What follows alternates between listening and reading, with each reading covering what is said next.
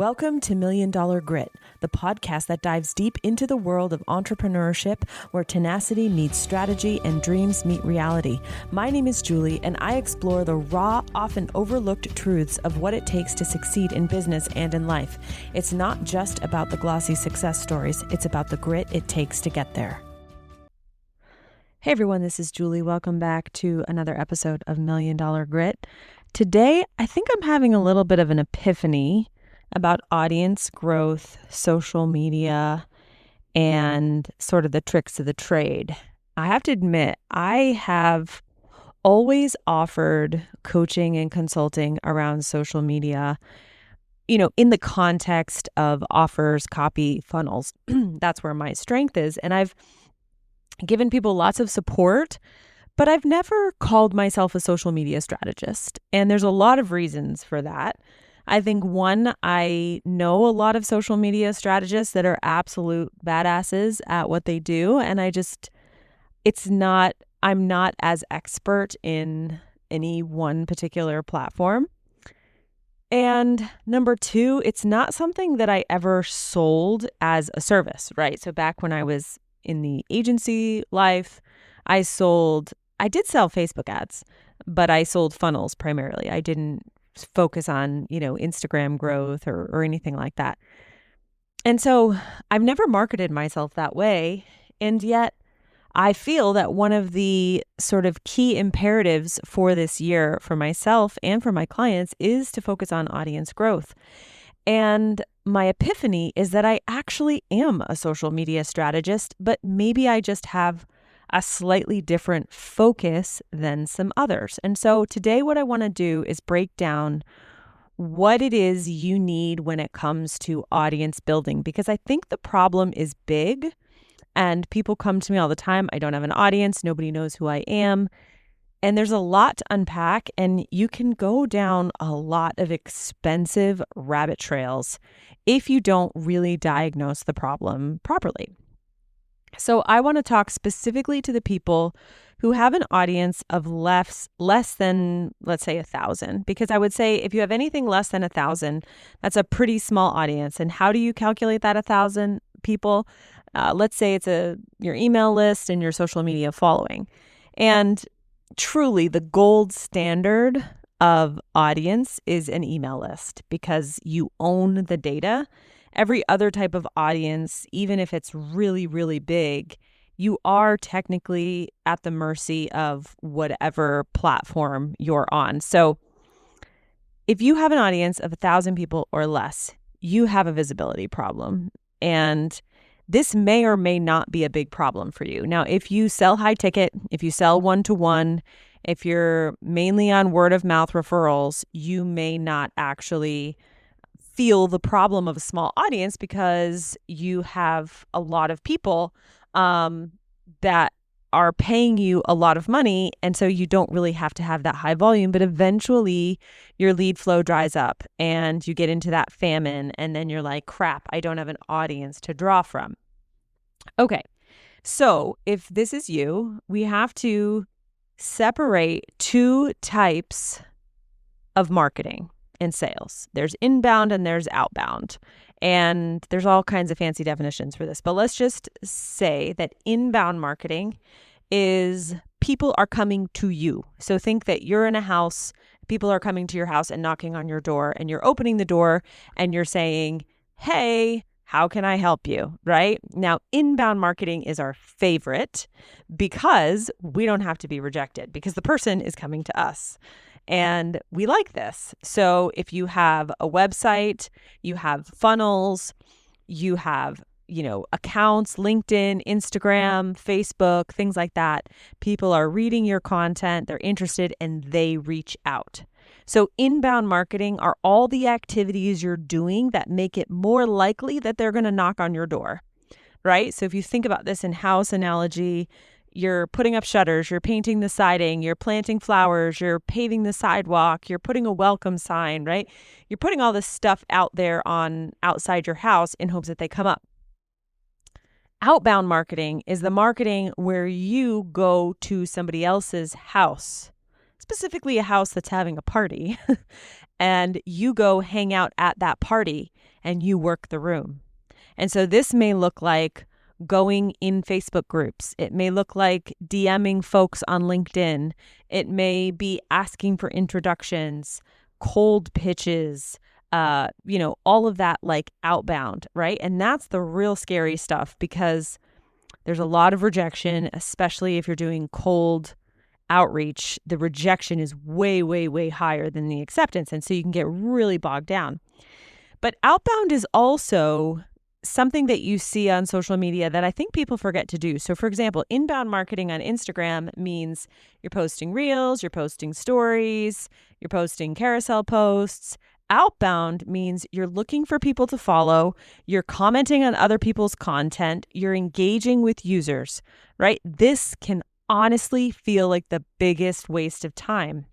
But this is how you grow, right? So specifically on like a platform like X, your ability to grow on X is directly related to how well you comment on other people's stuff, right? That's outbound marketing. And if you post great content, that's inbound. So when people do meander on over to your profile, they're like, oh, this is cool, I'm going to follow. Okay? You need both. To grow an audience, you need both. And usually the outbound marketing has to be stronger or more priority than the inbound marketing, just because it's more likely that you're going to get traction faster, right? So I tell people, if you have a good brand, if you have a clear brand, you know what problems you're solving, you set up your platforms, whatever channels you happen to be on, you make them look good and you post consistently, then the rest of your time should really be outbound so that when people do come and hang out on your profiles, you're there. Now, when someone is just starting out and they have a small audience, it can be really stressful to do both because you're like, wait a second, I got to do inbound marketing, I got to do outbound marketing, and I have to do customer fulfillment, right? That's a lot of things. And so that's how people end up overwhelmed, burned out. And the thing that they always drop is the outbound because nobody wants to do outbound. And so then they end up doing inbound and client fulfillment, and then they're frustrated that it takes so much time and energy and money, and they're not seeing the fruit of their labor. So I think that the best strategy to grow an audience is to get your inbound marketing as efficient as possible so that you have time to do outbound. So what does that look like? Maybe that means running Facebook ads to a lead magnet. It's pretty efficient. It costs money, but you don't really have to be doing a lot of work. You have to check on your ads. You have to create some ads. You have to create a lead magnet.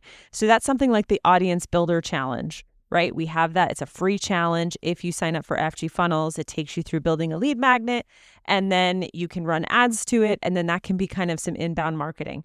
You can also, add some reels, some comment automations, things like that, and try to make that not too labor intensive. And then your outbound marketing is your introductions, your follow-ups, your, being awesome in Facebook groups and things like that. Because if you have a very manual inbound process and a very manual outbound process, you're going to get underwater really fast.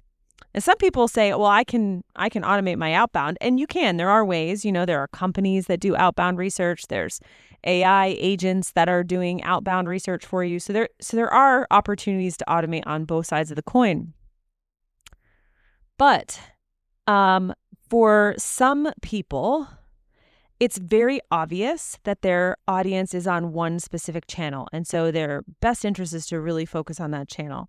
And I have given that advice many, many times, like, hey, focus on one channel, grow that channel, get to know that channel. And in that case, it does really benefit you to buy a course from an expert, right? A very tactical, like, here's how you grow your audience on Instagram, or here's how you grow your audience on TikTok.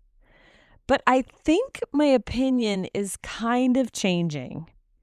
Not for everyone, but it's kind of changing because I'm starting to realize that people need to be on a lot of platforms because you never know where people are going to come from. And so you need good search platforms because you want AI that's searching the internet and using SEO, you want, whether they're on Google or ChatGPT, you want to be recommended, right? And so you need search content. This is content that's either on the blog or on YouTube, somewhere where they can find you, and they being a prospect, right? You also need to be social, LinkedIn, Facebook, Instagram, TikTok, X.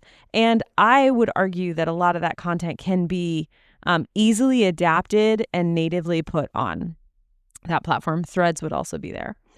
And then you need all that outbound. And so where I think I can provide the most value to people is that I am not a perfectionist. So I am really good at coming up with copy that converts, copy that gets attention, and adapting it quickly. So for the last month, I have been doing sort of an experiment where I'm posting on more platforms than normal. The only one that I'm not posting on right now, which I think I need to get into, is YouTube, because YouTube is like the king and I resist it mainly because of video. But I think I'm adjusting to that because I found some new tools that are getting me kind of excited. So, and I have been, people don't realize this, but I am a CEO of 2 companies, a 7-figure consultancy and a multi-7-figure software automation, right? I have 80 clients that have one-on-one access to me. And I have been consistently posting on LinkedIn, X, Instagram, Facebook, and TikTok for the last 4 weeks, and email. And how am I doing that, right? And that is a combination of idea generation, strong copywriting abilities, efficiency with AI and automation, and a lack of perfectionism driving that. And so I think that's really where I shine. And that's, I think, how I can help you. So even though I have not pitched myself as a social media strategist, I absolutely do not have the biggest platform ever. So there's lots of people that do way better than I do. I have an extremely engaged audience, and I have multi-7-figure businesses. And I think at the end of the day, that's what we all want, right? We want wealth, we want financial success, and we want an audience. We don't need millions and millions of people. So I think I might reassess. I know I'm a business coach, a digital marketer, but I do think social media strategy and audience building is a strength, even though I've always written it off. So if this is something that you need support with, DM me on Instagram, hit me up at email, julie@juliechanel.com, because I think this is the year where there is a short amount of time where we can be building audiences, and largely we're relating to humans. But in the next 5 years, there's going to be an explosion of AI avatars. It's already happening. And it's going to be really hard to tell who's human and who's not. And so if you have put off your audience building, you really can't afford to do that anymore. It needs to be a high priority, one of the highest in your business. All right, talk to you soon. And there you have it, folks. Another dose of $1 Million Grit. I hope today's episode has left you feeling inspired, equipped, and ready to face your own entrepreneurial journey with resolve. Remember, until next time, embrace the struggle, harness your grit, and keep pushing forward. You're stronger than any challenge you face. I'm Julie, and this has been $1 Million Grit.